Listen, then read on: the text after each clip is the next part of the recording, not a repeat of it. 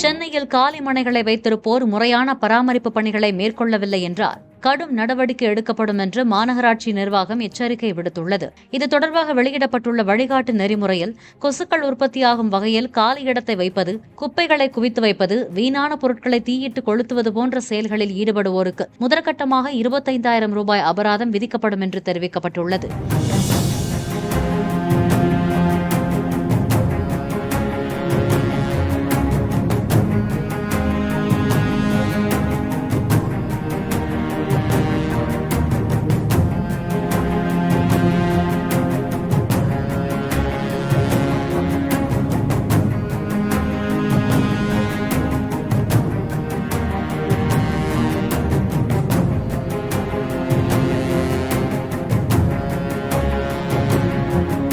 Play store மற்றும் app ஸ்டோரில் இருந்து பாலிமர் செயலியை QR கோடு மூலம் பதிவிறக்கம் செய்யுங்கள்.